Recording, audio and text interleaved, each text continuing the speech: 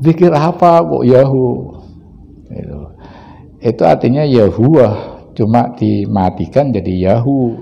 Jadi siapa tempat mengandungkan diri itu huwa di sini. Jadi nama zat Tuhan itu di surat ini tegas huwa, bukan Allah di sini. Malah Allah di sini jadi predikat. Ma'rifah kata ilah, ilahun itu Tuhan. Kalau ma'rifahnya itu jadi al-ilahu.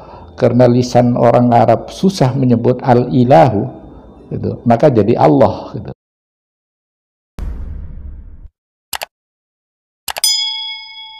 Saya pernah datang silaturahim ke seorang ahli ibadah. Lalu kepada beliau saya bertanya, ada orang enggak yang bisa saya silaturahimi yang menurut sampean orang itu istimewa? Oh, ada, tanya. Saya dulu ketika melakukan tahanus di berbagai tempat, saya ketemu dengan seseorang, lalu orang itu memukul saya sampai saya semaput. Begitu saya siuman,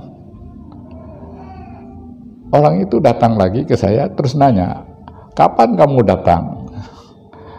Saya berpikir, orang sudah dipukul masih ditanya kapan datang, katanya. Ya, setelah itu dia tidak berkata apa-apa lagi. Kemudian si ahli ibadah tadi pergi dari orang itu, dan dia bercerita tentang lain. Ada orang yang datang ke situ, katanya, ke kiai itu, dia dipukul dengan kayu besar gitu, dan sampai betul-betul semaput. Semaputnya nggak tanggung-tanggung, itu berhari-hari gitu. Tapi begitu siuman didatangi lagi oleh orang ini, gitu ya. Orang ini datang ini, sudah kamu pergi sana. Nah kemudian orang itu sampai akhir hidupnya itu kebal dari senjata, dipedang, ditembak, itu nggak tembus orang itu. Itu menurut cerita si ahli ibadah tadi. Nah saya kemudian tertarik untuk datang kepada beliau itu, siapa orang yang diceritakan itu. Nah sampai di sana saya ketemu dengan beliau, lalu jabatan tangan. Setelah jabatan tangan, beliau masuk ke rumahnya. Setelah itu nggak keluar-keluar lagi. Lalu ada pembantunya yang biasa ngasih teh, kopi buat yang tamu. Saya tanya sama pembantu, pembantu itu tanya, sampean sudah ketemu dengan Pak Kiai? Tanya. Iya, tadi cuma jabatan tangan, tapi terus masuk, tidak keluar lagi. Oh itu sudah cukup, kata si pembantu. Kok begitu? Kemarin ada rombongan kiai dua mobil, tapi tidak diterima oleh beliau, malah dilempari, terus pulang mereka. Kemudian ada juga rombongan datang kemari untuk ketemu beliau. 3 hari 3 malam diam di tempat ini, sampai bermalam, tapi tidak pernah dijumpai oleh beliau. Akhirnya pulang. Kalau sampean sampai jembatan tangan itu sudah istimewa. Karena saya masih capek, tidak langsung pulang, dan waktu itu saya belum sholat duhur. Akhirnya saya sholat duhur di tempat penerimaan tamu si kiai ini. Sebelum saya sholat duhur, saya dengar suara dari rumah di mana beliau masuk. Suaranya itu begini, Yahu, sampai membacanya itu sepanjang nafas gitu. Yahu, Yahu, gitu. Kebetulan ada tamu lain datang ke tempat itu. Terus si tamu ini nanya, itu apa? Tanya. Lalu saya jawab, itu berzikir. Zikir apa kok Yahu? Itu artinya Yahuwah, cuma dimatikan jadi Yahu. Itu ya, Yahuwah. Memang ada zikir Yahu kayak begitu gitu. Kalau kita merujuk pada surat Al-Ikhlas, atau yang dikenal kalau di Madura itu surat Kulhu itu, bahkan orang Indonesia mungkin secara nasional mengenalnya surat Kulhu. Surat ini sangat populer ya, karena keistimewaannya. Allah menyebut di situ, Qul, katakan, huwallahu ahad. Qul huwallahu ahad. Jadi di situ ya, kalau subjeknya itu huwa, predikatnya itu Allahus Somad. Ya, katakan huwa itu adalah Allahus Somad. Ya, ya, Allah yang tempat berlindung, tempat bersandar, tempat menggantungkan diri. Jadi siapa tempat menggantungkan diri? Itu huwa di sini. Jadi nama zat Tuhan itu di surat ini tegas huwa, bukan Allah di sini. Malah Allah di sini jadi predikat, jadi sifat. Kalau benar Cak Nurholis Majid itu pernah menafsir Allah itu sebutan dari bentuk ma'rifah kata ilahun. Ilahun itu Tuhan. Kalau ma'rifahnya itu jadi al-ilahu, karena lisan orang Arab susah menyebut al-ilahu gitu, maka jadi Allah gitu.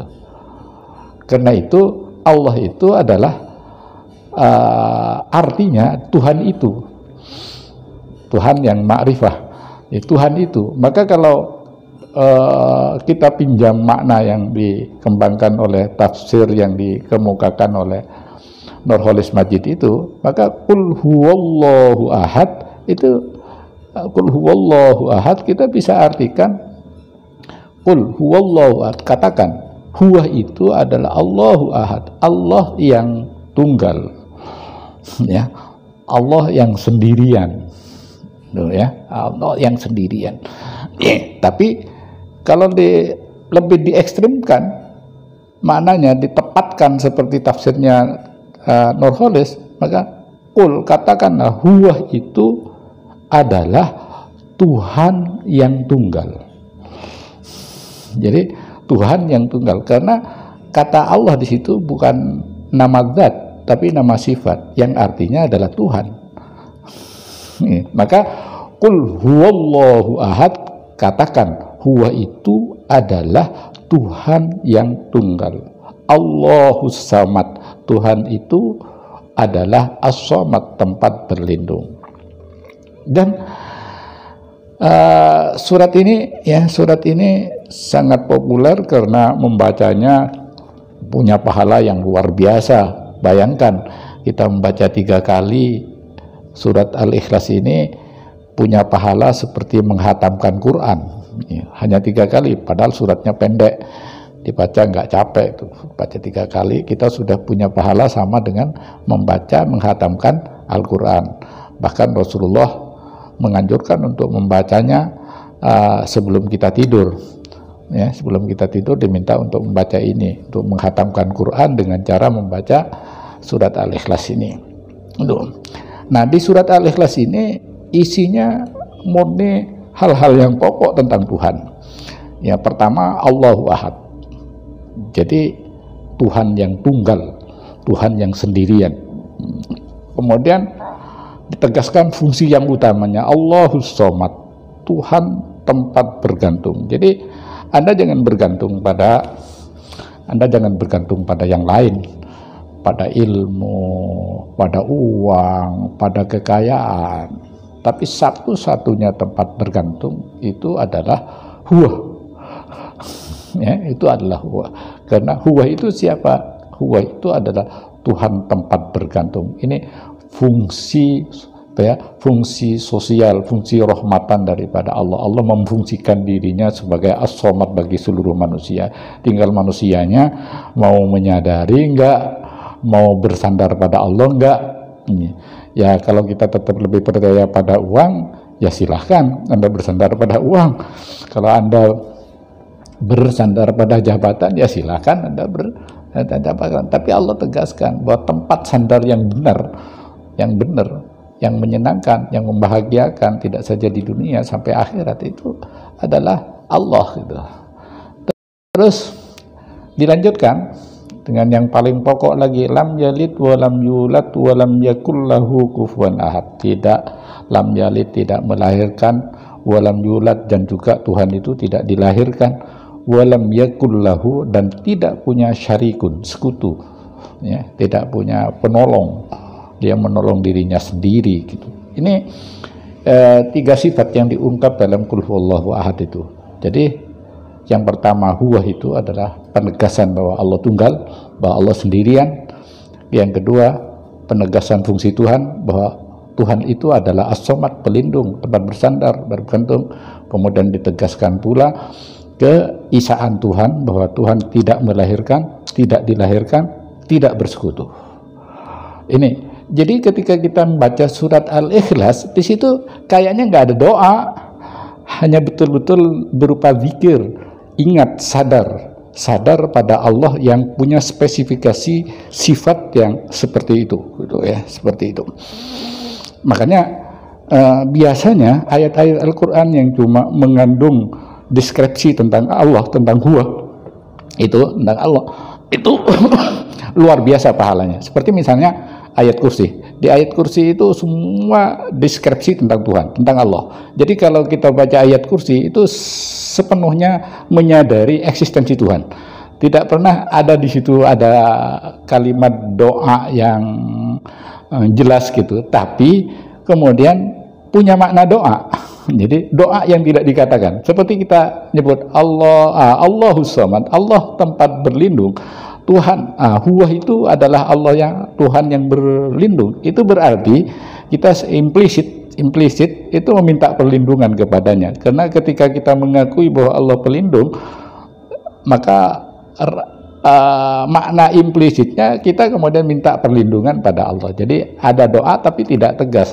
Tapi yang ditegaskan di situ adalah fungsi Allah, kedudukan Allah, eksistensi Allah gitu. Bukan doa kita yang terang. Sudah tentu. Coba, kalau Anda datang kepada orang kaya, Anda katakan, saya minta uangnya gitu. Kamu kan banyak uangnya. Dibanding dengan kita berkata, kamu ini orang kaya, suka penolong pada orang yang butuh.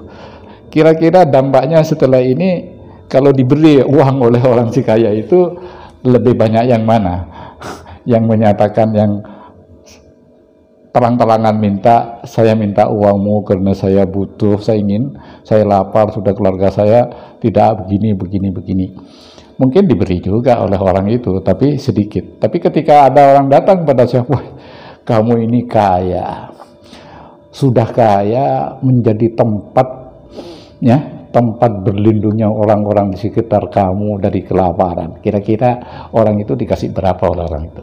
Lebih banyak tentunya. Kenapa? Karena dia lebih menyebut eksistensi Tuhan, bukan eksistensi dirinya yang memohon gitu, tapi lebih menyebut eksistensi Tuhan.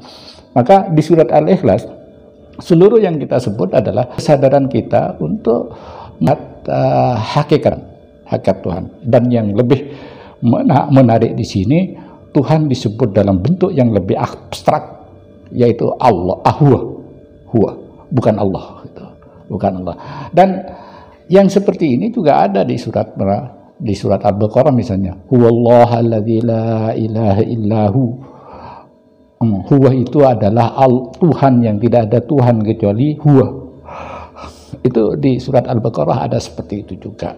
Jadi kalau ada orang berzikir Yahu, sulit bagi kita untuk menyatakan bahwa itu konsep yang tidak ada dasarnya. Demikianlah, mudah-mudahan bermanfaat. Wassalamualaikum warahmatullahi wabarakatuh.